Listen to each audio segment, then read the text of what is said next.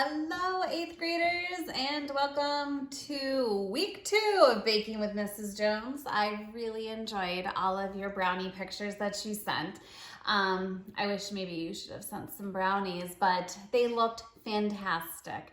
Some of you, who was it? Cecily put in white chocolate chips, and Sydney, what did you do, Sydney? You put powdered sugar on. Tyler, I know you did something that you were going to tell me and I don't think you did, so let me know. Haley, you had it with ice cream, which was really good, but they looked amazing. So if you make cookies that I'm going to talk to you about today and tell you how to make, then please let me know how they turn out, all right? So send me a picture.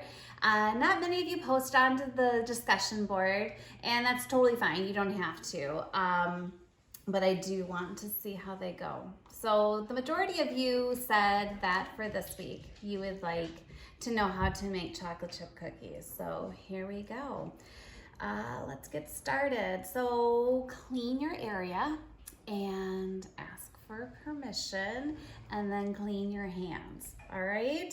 So to get started, you're going to need a large bowl that can go in the microwave, and then you're going to need like a medium-sized bowl. This one doesn't need to go into the microwave.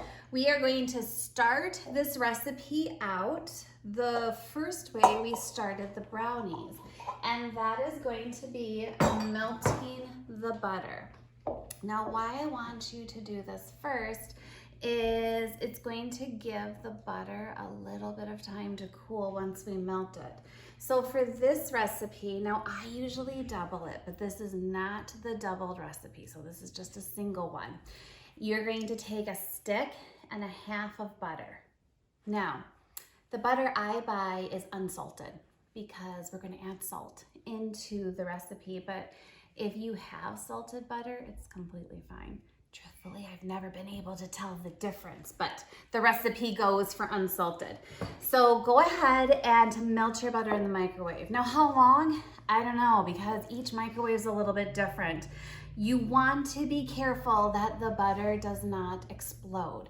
And if the butter explodes, you do not just leave it in the microwave. All right, and you don't just take like a napkin or a paper towel and wipe it off, because that's not going to clean butter. It needs like soap and water or a spray. So keep that in mind. I don't want to hear about messes in the microwave. All right, so once you have melted your stick and a half of butter, you can put that to the side and then take out that medium-sized bowl. Now here is going to be your dry ingredients, just like we did for the brownies. So for your dry ingredients, this is 2 cups plus 2 tablespoons of flour, all right? And then it's a half a teaspoon of baking soda, and then a half a teaspoon of salt. Now I have a sifter, and so I go ahead and I sift all of my dry ingredients, but you totally don't have to. You could just take a fork or a whisk and kind of whisk that up, and then we're gonna set this to the side. Okay, let's bring the butter back. Now, again, I use a wooden spoon because you don't want to overmix. Now, somebody, I'm not gonna say names, Elizabeth Krause, but somebody disagreed with me about using a spoon and swears by the mixer. So Elizabeth, if you use your mixer for these cookies, I am super curious to see how they turned out. And truthfully, if we want to know exactly how they turned out, I think you need to make 2 recipes, all right? Or 2 batches, I should say. Use one with the wooden spoon, and then use one with your mixer, and see if I'm accurate. And if I'm wrong, you gotta let me know. All right, so I have my stick and a half of melted butter. Then you need 1 cup of packed brown sugar. And did you know, if you do not have brown sugar, you can just take white sugar and then add molasses to it. And if you don't have brown sugar or molasses, maybe just double the sugar. I guess I've never tried that, but you can. All right, then you need half a cup of white sugar. And you just stir it in with your wooden spoon, Elizabeth, or you can use your mixers. Does anybody else use a mixer for the brownies? It's okay, you could tell me. And Elizabeth, I'm sorry, I'm just picking on you. All right, so the consistency is going to look different. So for these cookies, I truly think why they're a little bit different than some other chocolate chip cookie recipes I've done. I really think it's something with the melted butter, and then we're gonna add an extra egg yolk, which is like the fat, which makes them pretty chewy. All right, so, and for your wet ingredients here, you can stir these as much as you want, okay? It's not gonna make a difference. Let's see, so butter and sugar, all right, vanilla, all right? So for the vanilla, make sure your lid is on before you shake that. Lovely. This is why you wear an apron, okay? Nana's apron on again. All right, this recipe calls for 2 teaspoons of vanilla. Love vanilla, and so I love the fact that it has 2 teaspoons in it. 1 and 2. All right. Oh my gosh, that made a mess. And then we're just going to mix this. Have you and your family talked about Easter plans, what you're gonna do? I know this Easter is gonna look different for a lot of us. I plan on Zooming with my family as much as I can. It's actually my mom's birthday on Easter. So that's special. I once had Easter on my birthday too, which was really early because again, it's at the end of March. What else? I read through, I already said this in your lesson, but I read through all of your comments when it came to routine and distant learning, and we're getting there. We're getting there. I know you guys, it's hard to adjust. So hard to adjust, but just keep Zooming and emailing us and we'll get through. We'll all work together. All right, so now we need to add the eggs. Did you master cracking the eggs? So with the eggs, don't want that to fall. You need 1 whole egg, okay? So that one's pretty easy. Now, I just want the egg yolk. I know many of you probably have different ways that you use to get the egg yolk out. This can be tricky, all right? So maybe do this in a separate bowl and not just into the wet ingredients in case you mess up, like I just did. All right, so what we're gonna do is, wait, now that I think this through, this isn't going to work. So I'm gonna do that, all right, and so then my egg whites will go in here. So you crack, this is how I do it. I crack the egg and then I very carefully just have the yolk go back and forth until all the egg whites are out, and then I put it into there. Okay, and again, messy. See, this is why you wear an apron. So you can just like wipe your hands on it. You're gonna get dirty. All right, now we're gonna mix in that egg.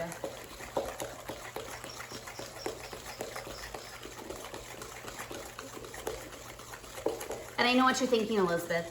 This would be a lot easier if I had a mixer, right? Yeah. You're probably right. Okay. Now, that bowl that you had with your flour and your baking soda and your salt, we need to get that out because we are going to add that to this mixture. And I went, just add a little bit at a time or else flour goes everywhere. And this is the part where, just like with the brownies, this is the part that you don't want to overmix them. I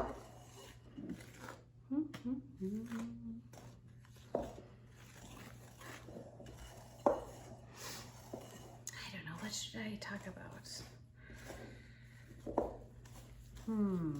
It's been beautiful out. I know I've seen some of you on walks or drives or whatnot when I'm out and about, which is kind of cool. BJ and Miles are building what are they building? Like a bike ramp or something in our wood shed that's going to go in the yard. So they're beyond excited about that. I had no say in that, but kind of losing a lot of say in the house knowing I'm the only female here. All right, so here's your dough.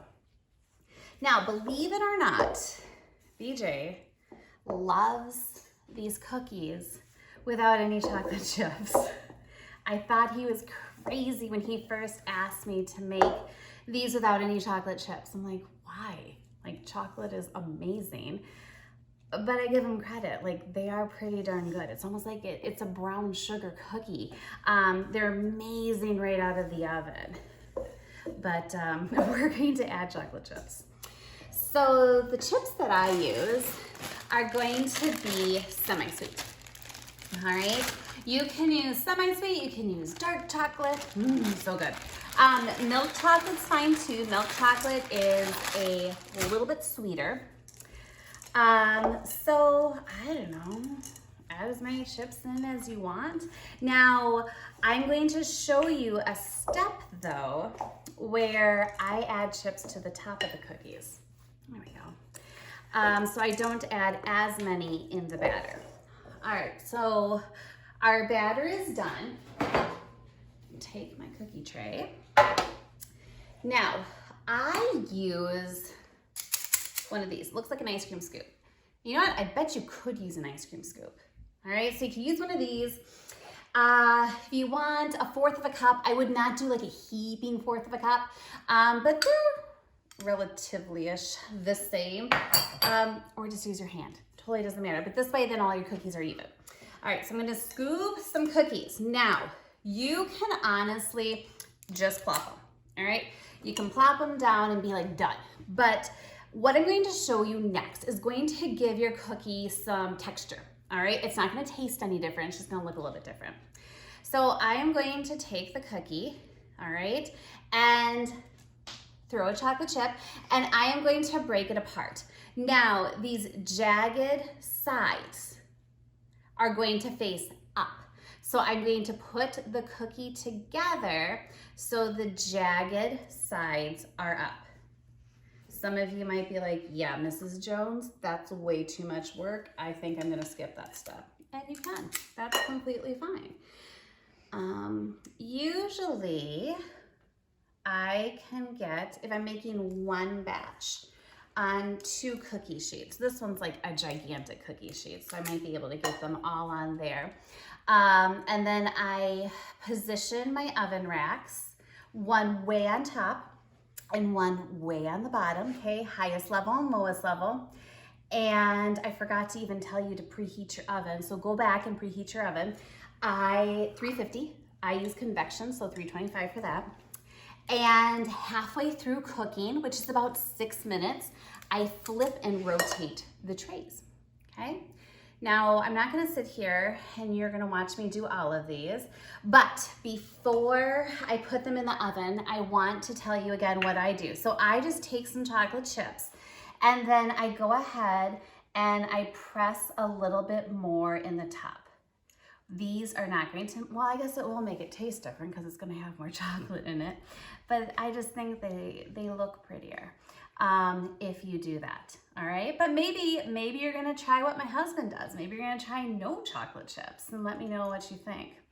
And yeah, so we are going to make these. Aim for 12 minutes, okay? 6 minutes halfway through, flip and rotate them.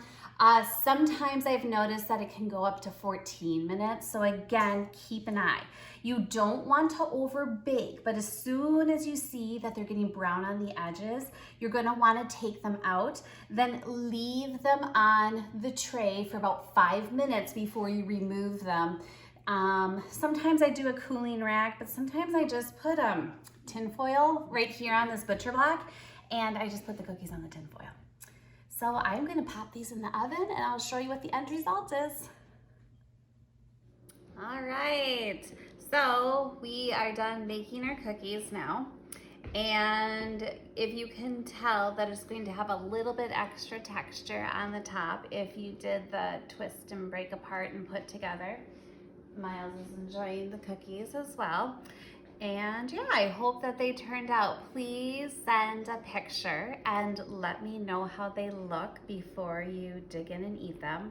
Another thing I was going to tell you is you can just take the dough, and sometimes I like to make just one big cookie. I have a pizza stone that I've actually never used for pizza before. I just make one giant cookie on it, and then I go ahead and I make a frosting and we make it into a cookie cake, and it's pretty darn good. You can do that though with a square cookie pan as well. But I'm super excited and anxious to see how they turned out, and enjoy.